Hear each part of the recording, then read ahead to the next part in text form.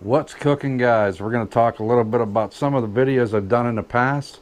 There's one particular extremely important topic that I couldn't get off of for a while. We're going to talk about that because, well, it's been brought back to me again from a coworker.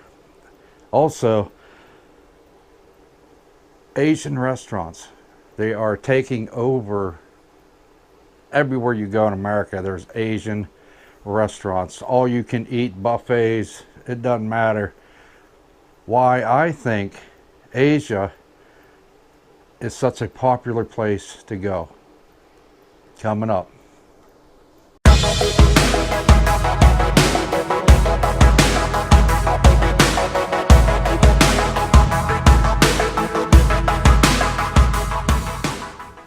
So some of these videos that I've done in the past, and I'm going to hit on it again, guys. I'm talking about 9/11. Now, I've been on that kick for the longest time because me personally, and now listen, y'all, this is my opinion. I don't believe it went down the way they claim it went down. The government wants you to believe it went the way that they claim that it happened. Things just aren't adding up. I've been touching on the subject about Flight 93, the one that crashed into the ground, where it was right out of Pennsylvania here. I live about 45 minutes from where the crash happened, so-called crash. I just yesterday had my partner, my new partner that I work with, we work out on the road. Well, he lives just minutes away from where this happened. And he was telling me the day that that happened, him and a friend jumped in their vehicles and they drove to the scene. And these are his words. When we got to the scene, there was no sight of a plane. There was no debris. There was absolutely nothing there. Nothing. There was a hole in the ground, but there was no signs of a plane. About a half an hour had gone by. Now you have state officials, you have military, they're showing up. And now what they're doing is they're barricading off the area, and they're barricading an area that had nothing there. They were telling people that a plane had crashed. So my partner, him and his friend, talked to one of the authorities and said, how can you claim that there's a plane when we were here and there was no sign of a plane? And they said, well, it had already been cleaned up prior to. They weren't making any sense. So once again, everybody says to me, I've had some really hate comments on these videos, people saying you don't know what you're talking about. You're basically telling us that our government is lying to everybody. Our government is the ones that made all this happen. Where's your proof? Well, I'll tell you where my proof is. My proof comes from my co-worker, my partner that's out there with me every day. What he saw. What other people here in Pennsylvania saw. My proof comes with people out of New York City. What they saw. Okay? They claim that they were not commercial airliners that hit them towers. Come on, y'all. I mean, you look up in the sky and you hear this plane, and now you see it. You've seen it long enough before it hits the building. You could clearly tell if it is a commercial airliner or not. And they all claim that it was not a commercial airliner. Once again, I bring that up because more and more and more people are coming forward with what they saw, and it just doesn't add up to what the government says happened. The people did die that day, and it saddens me, and it saddens all of you. It should have never happened. Why did it happen? Who's behind it? I'm sure there's a lot of people behind it. We live in a corrupt world. The world we live in today is very corrupt, and it will stay that way. I think it's disgusting. It saddens me to know that these people, you know, their lives were taken for no reason. It was just because it had to be done. There are other people here that lived in that area, and not just the area where it happened, but other people that said, I actually have one of my other partners who is no longer my partner. She had moved on to other things. Her husband saw a plane, and it looked like a commercial airliner. But here's the thing. It was a commercial airliner, but there was fighter jets behind it. And I believe that those fighter jets were taking this plane to where they were going to be taking it, and it wasn't into the ground. Enough said with that. It just keeps coming and coming and coming, and it just doesn't add up. And I just think it's really, really important let's keep it real. Okay, let's keep it real with the facts, not with how the government portrayed it to be. It's sad that we unfortunately have to live through that. And then there are some that don't live through, you know what I mean? I mean, their lives were taken for no reason. Now, on to Asian restaurants. Who doesn't love Asian food, right? I know a lot of people that say, oh my gosh, I just absolutely love Asian food. I love Chinese food. It's just the best, you know. Let's go to the Chinese buffet, you know, the all-you-can-eat. Well, it's kind of funny that when you do go to one of these buffets, and they see a big old guy like me coming in, you know, they're like telling, chances are they're all family that work there, so they're telling either their dad or they're telling their brother, you better put more of this on, the big people are starting to show up, you know what I mean? That's supposed to be like a joke, but you get what I'm saying. But I noticed in some of these restaurants, one in particular my wife and I had gone to, and I refuse to go there anymore. They'll actually stand there and watch you. And they'll watch to see how many times you go up to get food. It just amazes me on how they offer an all-you-can-eat buffet, but yet it's like they make you feel uncomfortable while you're there. Like, wow, he's going up a second time. We're going to have to keep an eye on him. It just, that really kind of got me, you know. But that's not the reason I'm bringing this up.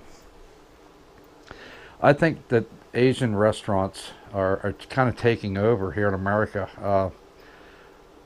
People love Chinese food. I think their food is excellent. It's really good, and they take pride in their food and how they make it. And the other thing that I notice is they are just so nice. They're just very nice people, and they really do make you feel welcome, except for the one restaurant that they just stand there and they watch you. It's like the fat guy's going up for another, he's going back up for another helping, you know. And here's the other thing, they're kind of pushy. It's like they're bringing you the bill and they're setting it on the table before you even ask for it. That is one particular restaurant here where we're located that I just refuse to go back to. But they're still nice people.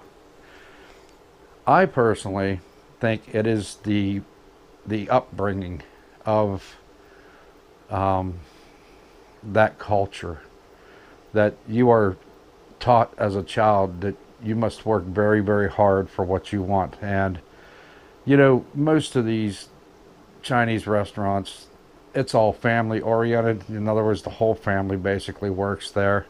They all stay in the same house. You could have 17 of them. They're all staying in the same house. I don't know what that's all about, but it's true. Seriously.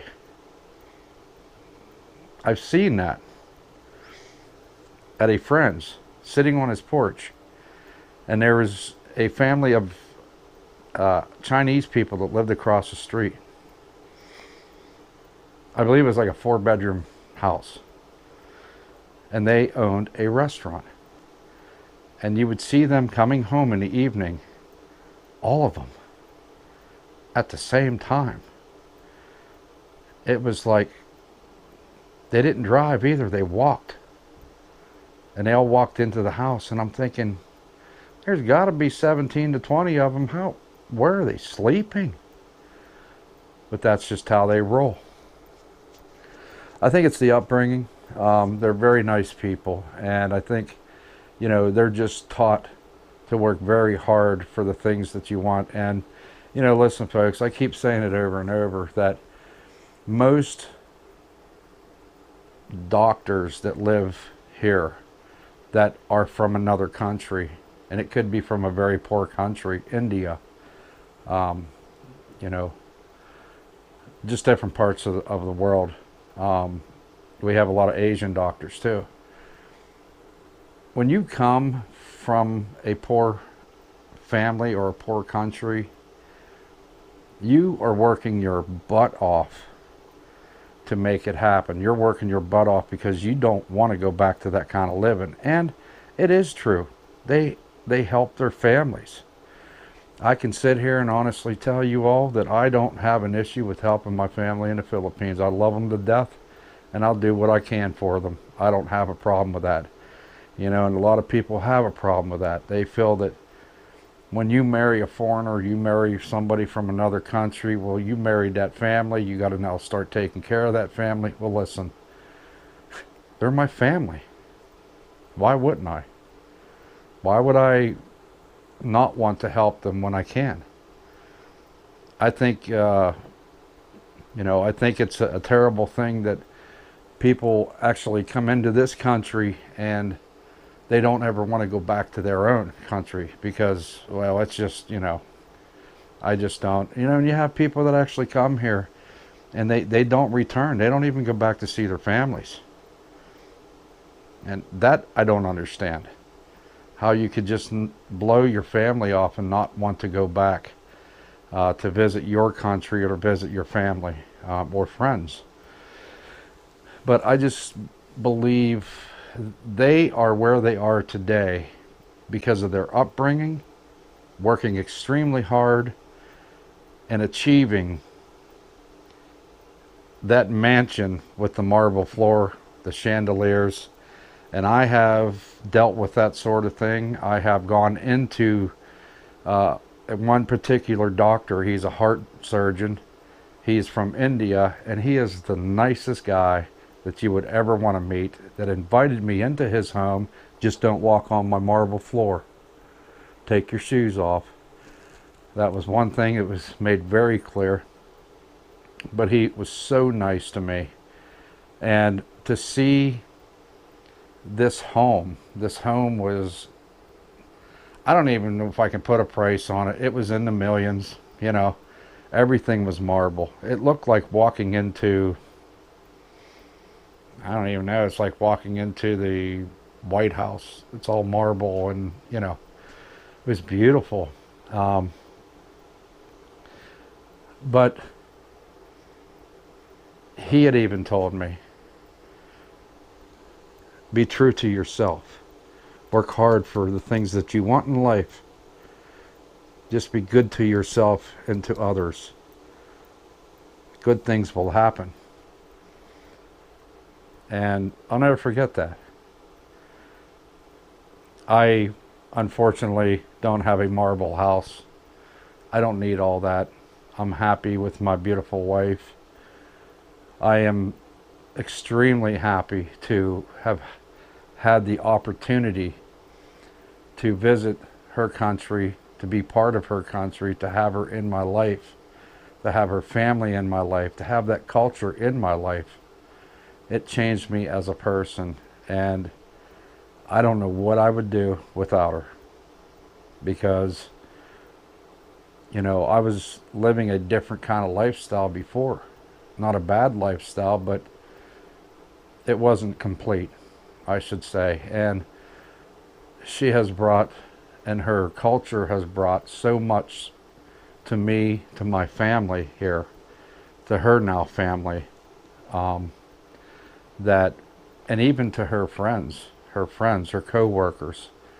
That culture that's in her is very unique. It's very, I can't even describe it.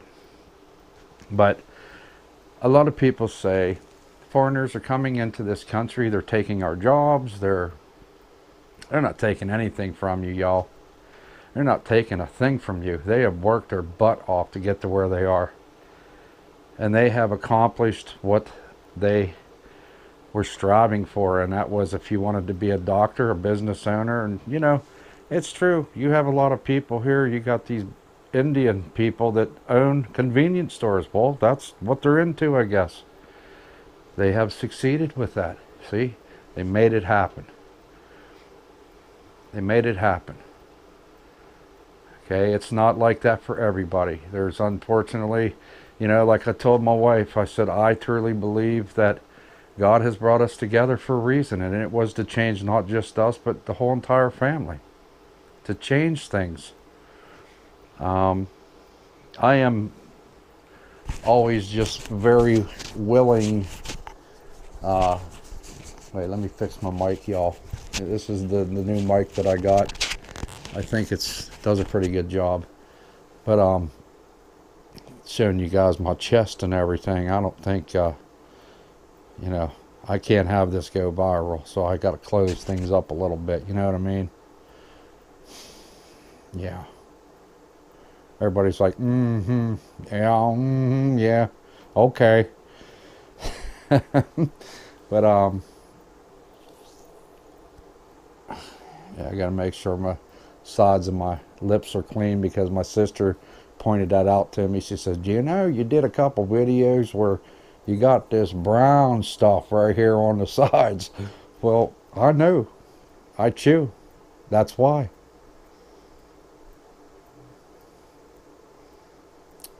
And I have a habit of not checking it before I do a video. Okay. Moving on. So that's why I think, you know, it just, you know, Chinese restaurants do extremely well here, and hats off to them. Hats off to them. You know, people like to cut them. People like to say, you know, get out of our country, you don't belong here, but yet they eat their food. Really? They have just as much right as you as a citizen, as long as they did it the legal way. My wife and I had to go through that whole process from the very beginning to the end, and it is now over. We don't have to worry about it anymore. Quite an accomplishment, and we are both very, very happy, and I'm so happy for my wife. I'm happy for the both of us. But anyhow, guys, that's my take on it. I just believe that if you're given that opportunity and you can make it happen, you don't let anything get in your way of doing the things that you want to do with your life. Succeeding with, whether it be a doctor, a mechanic, having your own restaurant, a musician. That's tough, by the way. That's tough. And so that's my take on the whole thing.